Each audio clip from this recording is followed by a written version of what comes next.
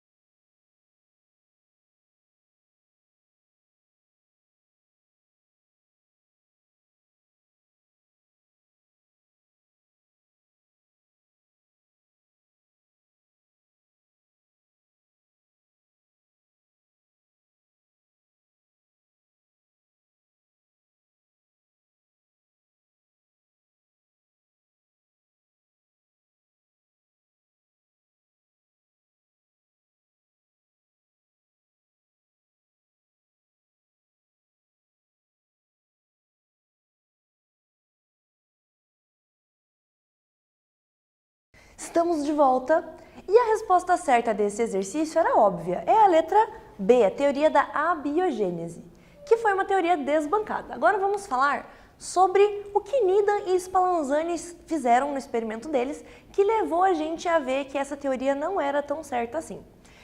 O Needham e o Spallanzani ferveram um caldo de carne, de cordeiro que eu te contei.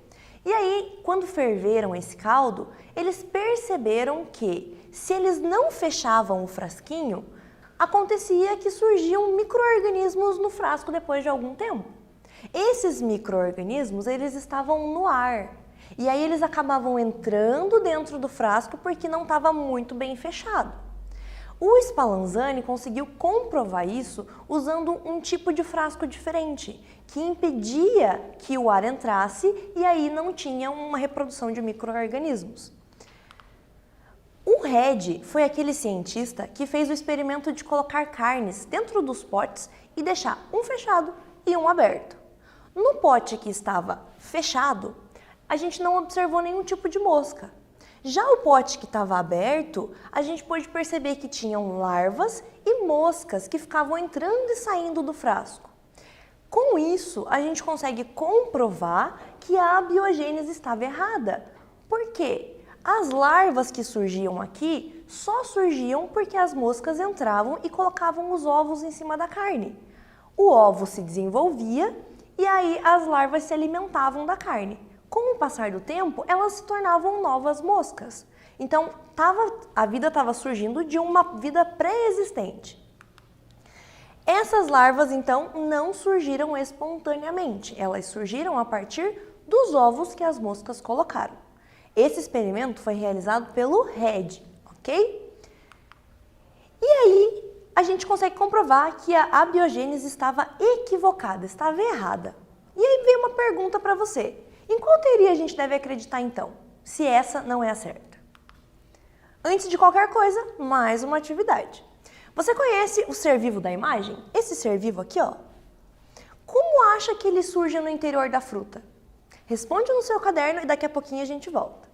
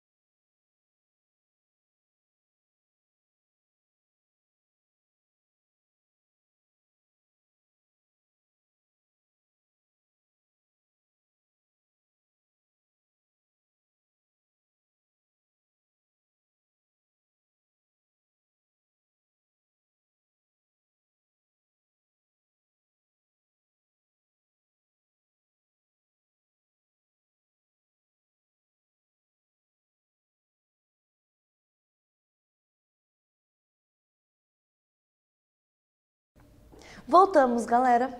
E o animalzinho, o ser vivo que está ali na imagem para você observar, eram as larvinhas. Talvez você possa acreditar que essas larvas tenham brotado de dentro da fruta, mas elas não brotaram dali. Talvez você também possa acreditar que Deus, na sua bondade, colocou a larva lá dentro para que nós humanos pensássemos: olha, precisamos ingerir vegetais e animais. Então, assim como eu vou comer uma carne de boi, uma carne de galinha, eu também posso comer a carne da larva. Mas também não é isso. Essa larvinha que está dentro da fruta, ela surgiu de uma mosca que colocou os seus ovos na casca da fruta, ou então que ela cavou um buraquinho e colocou ali os ovos, para que essa larva se desenvolvesse. E aí, com o tempo, essa larva vai crescer, vai se alimentar da fruta, que nesse caso é uma mexerica ou uma pocã, que pode ser também um mamão, pode ser uma goiaba, pode ser vários tipos de fruta. E aí, essas larvas vão crescer e virar outras moscas no futuro. Tudo isso para te dizer que a teoria da abiogênese não estava certa. A teoria da biogênese que a gente vai ver agora é que trata de você entender da onde surgem os seres vivos. Os seres vivos, eles sempre vão surgir de um outro ser vivo que já existe antes. Então, se nós pensarmos num cachorro, ele tem que surgir de um outro cachorro. Se você pensar numa bactéria, ela tem que surgir de outra bactéria. Ah, mas e os vírus? Os vírus a gente não considera eles como seres vivos, porque eles não têm células. Mas eles surgem a partir de outros vírus, eles se replicam. Eles vão sofrer uma divisão de material genético. Então, sempre tem que ter pelo menos um, para daí surgir outro ser vivo. Teve um cientista que era o Louis Pasteur. Ele fez um experimento parecido com aquele do Spallanzani. E aí ele conseguiu comprovar aquela brecha que o Spallanzani não conseguiu. Ele colocou um caldo dentro de um frasco e ferveu. Só que ele colocou uma curvinha nesse frasco. E aí essa curvinha não deixava que os micro-organismos chegassem até o líquido que estava ali dentro. Se eles entrassem, eles iam parar aqui nessa primeira curva. Quando ele ferveu o caldo, ele esterilizou. Ele matou todo e qualquer tipo de micro-organismo que existisse ali dentro. Alguns dias depois, ainda tinha aquela curvinha e não tinha nenhum micro-organismo dentro do frasco. Aí ele falou assim, agora é a hora de fazer esse experimento acontecer. Ele foi lá e tirou a curvinha que tinha no frasco. E aí o que aconteceu? Magicamente surgiram seres vivos dentro do líquido. Micro-organismos se reproduziram ali. Esses micro-organismos vieram do ar. O ar conseguiu entrar aqui dentro e aí os micro-organismos se alimentaram daquele caldo, que já não tinha outros seres vivos porque tinham sido mortos quando o caldo foi fervido. Então, essa teoria da biogênese, que diz que um ser vivo tem que surgir de outro pré-existente, foi confirmada com o teste, o experimento do Louis Pasteur. A partir desse experimento dele, a gente desenvolveu um tipo de procedimento chamado de pasteurização, que hoje em dia é utilizado, por exemplo, com o leite. Quando você tira o leite da vaca, da cabra ou de outro animal que pode te dar leite, você tem que fazer esse processo de pasteurizar o leite. Você vai esquentar ele até uma determinada temperatura e vai resfriar ele para que você mate os micro-organismos. E esse procedimento foi criado a partir do experimento deste cara, o Pasteur. Então, com isso, a gente comprova que a biogênese estava certa. Olha só que bacana! Vamos fazer agora um quiz para fixar tudo isso. Dentre as experiências realizadas para explicar a origem dos seres vivos, as de Louis Pasteur no século XIX foram conclusivas no sentido de solidificar a teoria da e derrubar a teoria da. Você vai ver as alternativas aqui e vai preencher os espaços para me dizer quais são as duas teorias. Então, na letra A a gente tem evolução e geração espontânea. Na letra B, geração espontânea e biogênese. Na letra C, biogênese e geração espontânea. E na letra D, biogênese e evolução. Pensa com calma, responde no seu caderno e a gente já volta.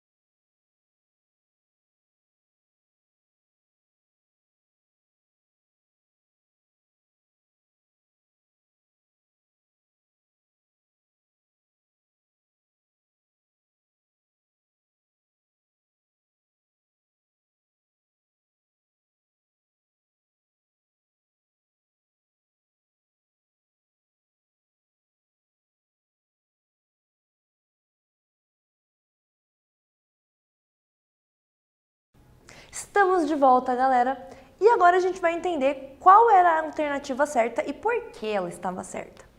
A resposta era a letra C, e agora a gente vai entender como foi chegado até essa resposta. Dentre as experiências que foram realizadas para explicar a origem dos seres vivos, a de Louis Pasteur no século XIX foi conclusiva para solidificar a teoria da biogênese. A biogênese, se a gente for analisar a palavra em si, bio significa vida, gênese, origem.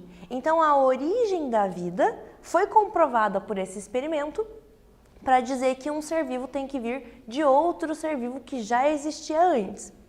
E aí, para derrubar essa teoria, na verdade, a teoria da biogênese conseguiu derrubar a outra teoria, que é da geração espontânea, que também é a teoria da abiogênese.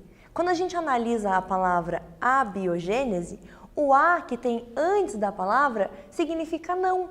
Então, a biogênese significa que a vida teria surgido de algo que não tinha vida antes. Então, a gente pode lembrar do experimento que dizia que a vida surgia daquela camisa suja, com trigo.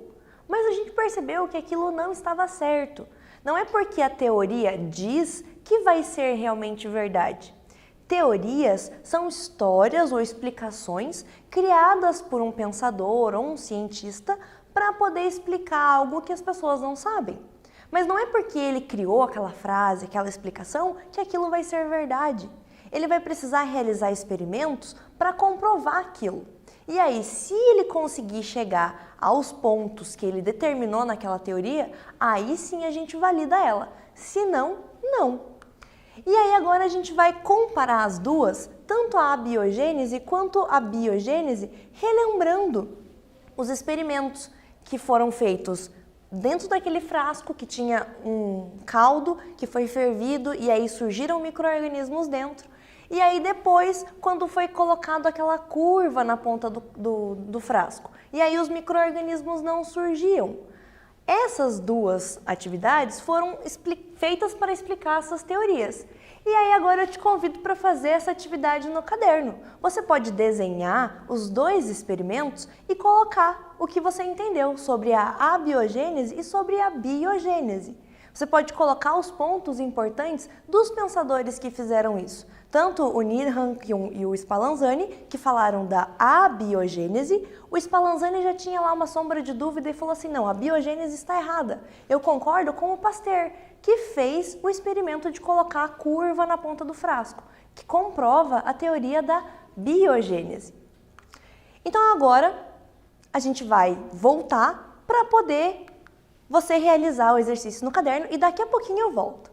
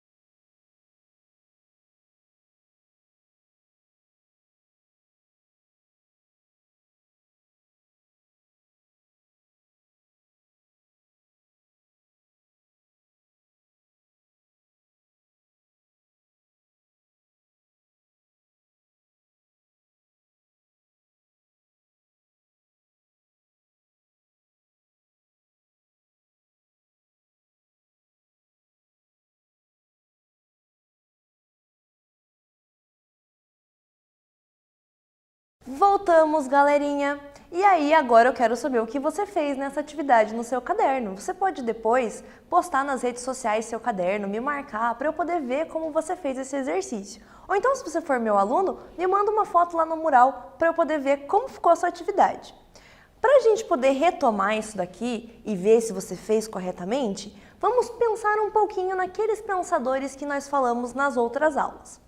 Quando a gente falou de abiogênese, aquela teoria que explica que a vida surge de qualquer coisa, quem acreditava nessa teoria, primeiramente foi Aristóteles, que falava que você poderia ter uma camisa suja, com um pouquinho de trigo e brotariam ratos.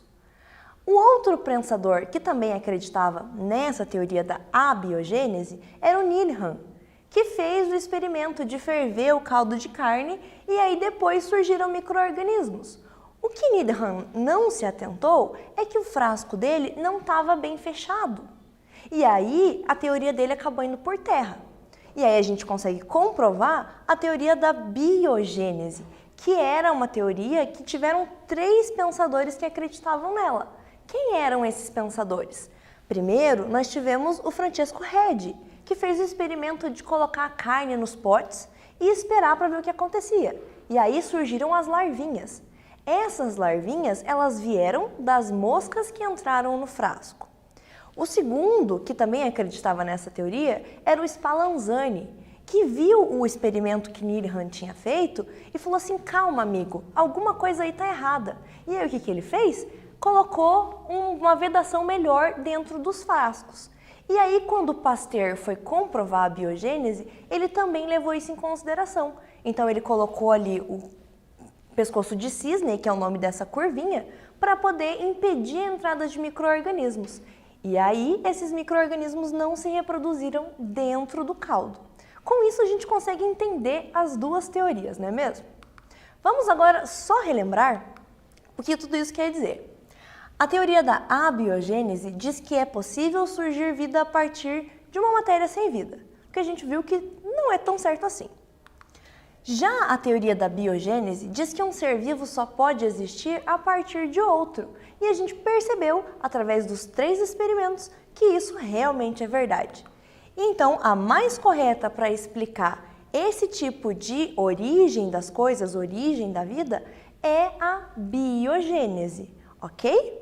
Se por acaso você tiver com dúvida ainda e precisar retomar os conteúdos, volta e assiste as aulas novamente. Ou então você pode pegar o material na internet, nos livros didáticos, para poder ler e absorver melhor esses conteúdos. Chegamos ao ponto de nos despedir nessa aula. Se cuide, se alimente bem, se hidrate, tenha uma rotina saudável, ajude nas tarefas de casa, tenha uma união com a sua família. Take care, se cuidem. E thank you! Muito obrigada por assistirem essa aula. A gente se encontra na próxima aula de ciências, que é sobre a origem da vida ainda. Até mais!